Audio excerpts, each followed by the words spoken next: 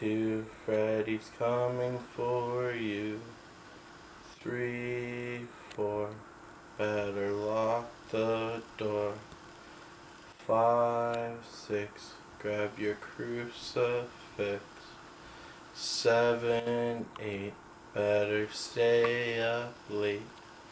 9, 10, never sleep again. PsychoticKingAJ here, bringing you another episode of Versus. Today's movie that we're going to be looking at, that we're going to be looking at, A Nightmare on Elm Street. Woo boy. So let's talk about these movies. The original debuted in 1984, directed, written, Wes Craven. God, I love him. Starring Heather Langenkamp, Robert Englund, of course, as our hero. Is that really what we want? Yeah, he's our hero. Freddy Krueger. Of course, this movie was one of the first that starred Johnny Depp. The remake debuted 2010. It had Rooney May in it, Jackie Earle Haley, who's playing Freddy, and Keelan Lutz, who's one of my favorite actors of all time. Alright, so the story for the original is that Freddy Krueger has come back in the dreams of the children who live on Elm Street. In the remake, Freddy has come back to take vengeance on the children that went to some preschool that he worked at. Don't ask. So, in the original, you have Freddy Krueger. Freddy Krueger is a child murderer who liked to take the lives of innocents. His murder kind of thing was... It's hard because, like, in the original, they talk about this abandoned factory, but in the sequel you find out that he never really went to the abandoned factory. He just knew where it was, but whatever. Anyways, so he just kind of took him there.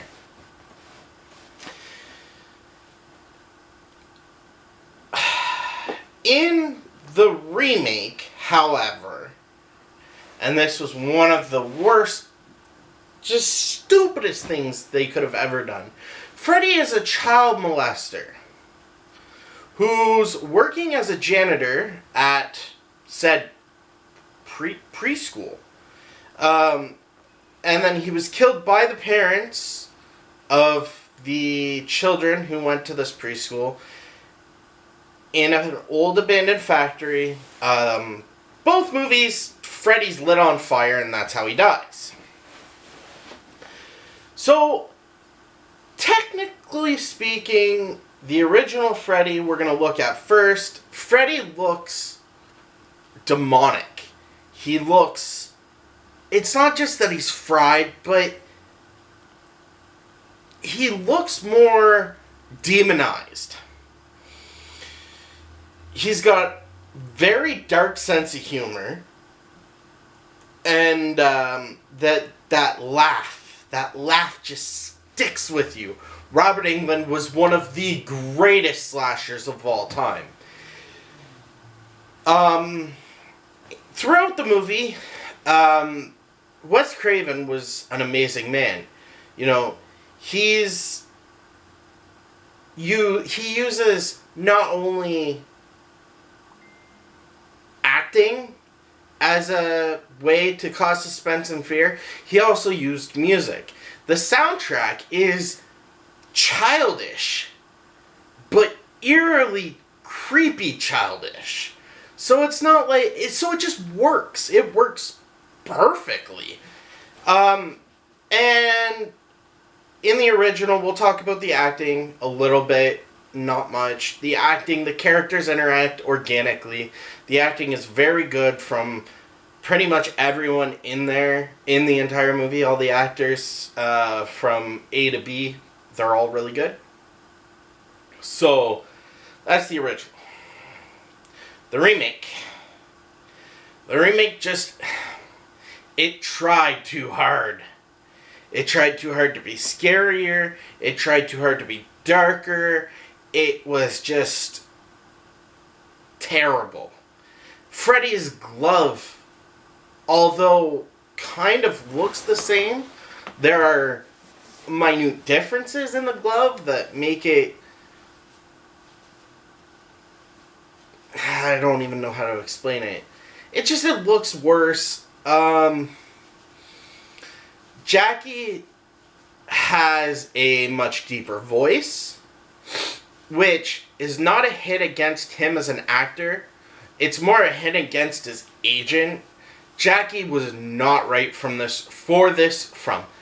Jackie was not right for this role.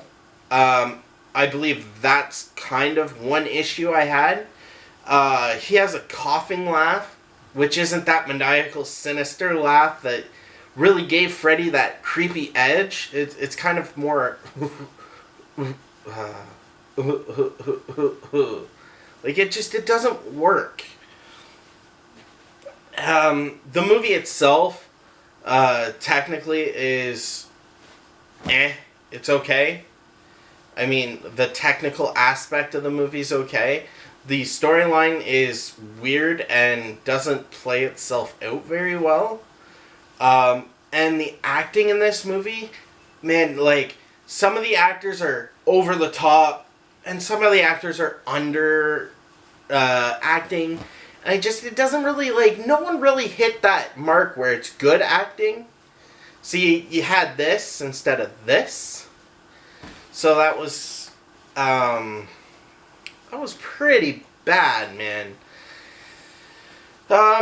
So, with that being said, the original is still a scary movie to this day. And it's still great to watch.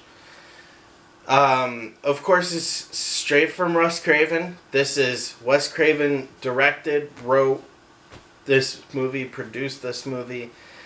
And we thank him for all the nightmares. Of course, Wes Craven passed away 2 years ago, I believe. It's been about 2 years, give or take. And he had that great sense of mind. The remakes, this is going to be the first time I ever rate a movie in my verses. And it's just going to be the one movie. It's just going to be the remake of Nightmare on Elm Street. Because I just reviewed it for you. I will do an actual review of A Nightmare on Elm Street as a series later on down the road. But the remake, A Nightmare on Elm Street, released 2010, is going to be a 0. A big hard 0 out of 5 crowns. It is garbage. Honestly, this movie, I cannot get past the fact, even if I could get past the fact of knowing where the original sat, like, completely deterring from the original, okay? Why was this movie called A Nightmare on Elm Street? Because they showed a sign of Elm Street and one person lived there? Like, the whole aspect of so many things in this movie, they just did it so poorly that it did not work. The reason why, though, honestly, I rated a 0 out of 5, and here's the thing. You guys know I usually always come at things from an unbiased point of view. And this is why it ranks a 0.5. Because if you change Freddy's name to anything else, doesn't matter what, and you change the title of the movie, A Nightmare on Elm Street, let's say you call this Revenge of the Janitor, or something more sinister, or something, have no connection to the original film, right? So let's make this movie a completely different movie. Is this movie enjoyable? No. It's really not. The CGI is cheesy. The whole thing's just it's bad. With that being said, though, guys, obviously we got a clear-cut winner in this versus. It's the original. If you've never seen the original Nightmare on Elm Street, go do it. If you've never seen the series, obviously it is a series. There are a couple movies in there that you might not want to watch because it went in a weird direction and some things were kind of taken. It's hard. I will explain that in a later video. Later video being said, we're going to hit that subscribe button, guys. You see, if you haven't subscribed to this channel, you're obviously not getting all my newer content, which means you're going to miss a lot of great upcoming content.